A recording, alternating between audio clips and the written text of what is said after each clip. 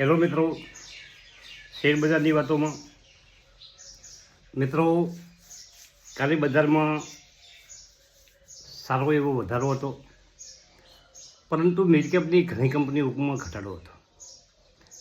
હવે આજે gift Nifty 160 point 22,737 ઉપર અત્યારમાં ટ્રેડ થઈ રહ્યું છે.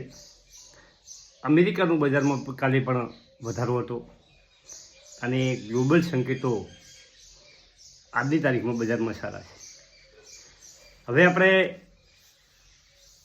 એફઆઈઆઈ કાલે 4,488 કરોડની વેચવાલી કરી કેશમાં, પરંતુ એની સામે સ્ટોક ફ્યુચરમાં 3,366 કરોડ, ઇન્ડેક્સ ફ્યુચરમાં 1,899 કરોડની ખરીદારી કરી એફઆઈઆઈ. અને આપણા ઘરેલું ફંડોએ કાલે 6,000 કરોડની જોરદાર માર્કેટમાંથી ખરીદારી કરી. અને સતત છેલ્લા 4 મહિનાથી આપણા ઘરેલું ફંડો જોરદાર ખરીદી કરી રહ્યા છે. મિત્રો, હવે કાલે સેન્સેક્સ 74,169 341 પોઈન્ટ એટલે કે 1000% વધારા સાથે બંધ રહ્યા.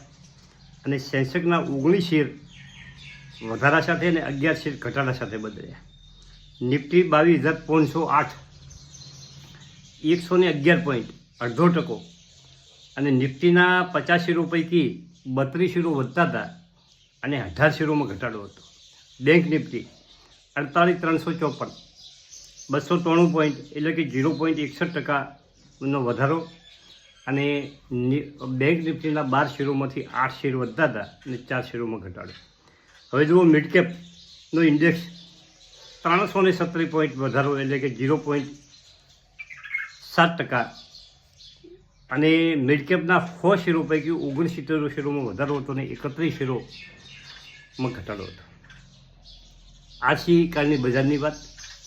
અને ઈઆઈડી પેરી 720 રૂપિયા, કાલે 3-4% વધારો હતો. અને કોરોમંડળ ઇન્ટરનેશનલમાં 5% વધારો, 1,888. હવે આજે બજારની વાત કરવી છે મિત્રો, ખાસ કે power of long term investment. આ જે થોડીક વાત કરવી છે વિજય કેડિયાની વાત કરવી છે, અને એના પછીની વાત કરવી છે મારી વાત કરવી છે. ધ્યાનથી સાંભળજો. Power of long term investment. Vijay Kedia એવું કહે છે કે એક કંપનીનો મને 16,000 ઘણું રિટર્ન મળ્યું છે. રિટર્ન 18 વર્ષમાં.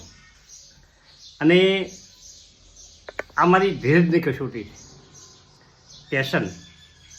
ધીરજ રાખવી જોઈએ. શેર બજારમાં જો કમાણી કરવી હોય ને તો સારી કંપની પકડીને બેસી રહેવું જોઈએ. અને વિજય કેડિયાનું કહેવું છે કે ઘણી વખત બજારમાં ઉથલપાથલ 18 વર્ષના ગાળામાં કેટલી વખત બજાર ક્રશ થયું, 3 થી 4 વખત. અને ઘણી વખત તો મેં જે કંપનીના શેર ખરીદ્યા હતા એના વેલ્યુએશનમાં 2/3 ઘટાડો થયો મિત્રો. એટલે 2/3 વેલ્યુએશનમાં એટલો ઘટાડો થાય તો કંપનીના શેરમાં ગજબ ઘટાડો થયો, પરંતુ સતત મેં એ શેર પકડી રાખ્યો. આજે એ કંપનીમાં મારે 16,000% પ્રોફિટ છે, એવું એમના આ શબ્દો છે.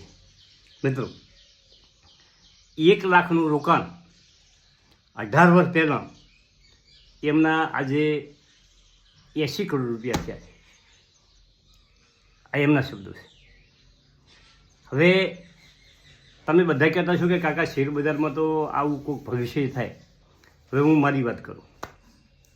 2008 કે 7, હવે તમે વર્ષ ગણો આજે કે 15 અને 3 18. મારે પણ મારી એક કંપની જે છે ને રોકાણ, એને 18 વર્ષ પૂરો થઈ ગયા. અને એ કંપનીએ મને 100 રૂપિયાનો શેરના 4,000 રૂપિયા કરી આપ્યા. હવે રિટર્ન તમે ટકાવારી ગણજો, પરંતુ એમાં કંપનીએ 1:2 એક શેર હવે 2 શેર બોનસ આપ્યું એટલે તારે 1400 રૂપિયા ચાલતો હતો, પણ અત્યારે 1250 રૂપિયા ચાલે છે. કેટલા ટકા રિટર્ન થાય તમે ગણજો.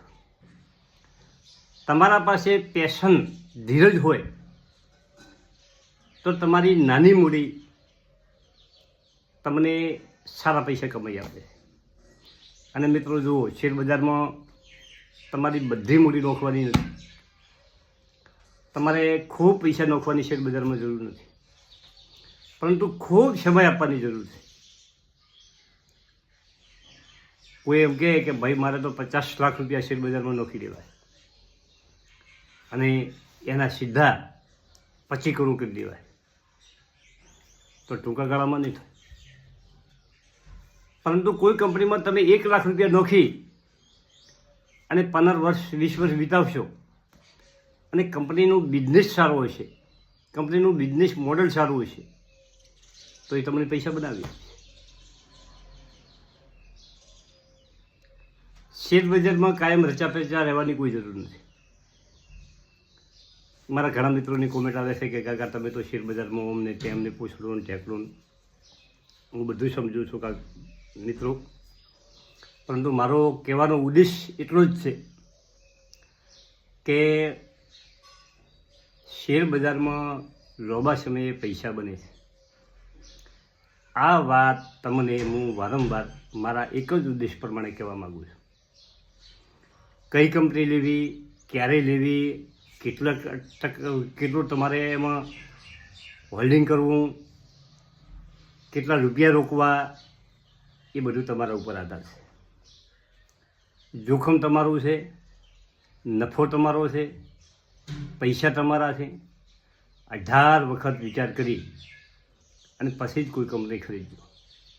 અને ખાસ વાત એ છે કે જો મિત્રો, શેર ખરીદતા પહેલાં હું પણ એ જ કરું છું. શેર ખરીદતા પહેલાં ધારો કે આજે કોઈ કીધું હોય, ટીવીમાં જોયું હોય કે કોઈનો વિડીયો જોયો હોય કે ગમે તે જોયો હોય, તો હું શેર ખરીદતો નથી. પરંતુ એ કંપની હું નોંધ કરી રાખું છું. મને કોઈ કંપની મારા રડારમાં આવે તો એ કંપની નોંધ કરી રાખવાની, એના ફંડામેન્ટ ચેક કરવાના, એના પ્રમોટરોનું, એનું બ્રેકગ્રાઉન્ડ, એના 8-10 વર્ષના જેટલા ઓકળા આપણને મળે એટલા ઓકળા જોવાના. કંપની શું બનાવે છે, ભવિષ્યમાં એનો પ્લાન શું છે. પછી 1-2 મહિના એનો ચાર્ટનો અભ્યાસ કરવાનો, કેટલું વોલ્યુમ થાય છે, કેટલી ડિલિવરી ઉઠાવવામાં આવે છે, આ બધું એની નજર રાખવાની. અને પછી આપણે ભરોસો બેસે તો એ કંપનીમાં જો નાની કંપની હોય તો 500 શેરથી ચાલુ કરવાનું, અને મોટી એટલે કે વધારે પૈસાની કંપની હોય તો 15, 20, 25 શેરથી ચાલુ કરવાનું. મહિને, 2 મહિને, 15 દિવસે થોડી થોડી ક્વોન્ટિટી આપણને અનુકૂળ આવે એટલી વધારતા જવાનું. આ મારી ફોર્મ્યુલા છે. તમે તમારી રીતે વિચારતા છો એ તમારી વાત છે. આમ હું મારી વાત કરું છું. અને મારી વાત બધાને અનુકૂળ આવે ને બધાને અનુકૂળ નહીં આવે, પણ મારી વાત એક હું મૂકું છું કે ભાઈ હું આ રીતે કરું છું. ધારો કે કોઈ કંપની રડારમાં આવીને આજે 5000 શેર લઈ જાય એવું નથી કરતો. એવરેજ કરવાની કોશિશ કરું છું. પછી ધારો કે તમે આજે શેર લીધો હોય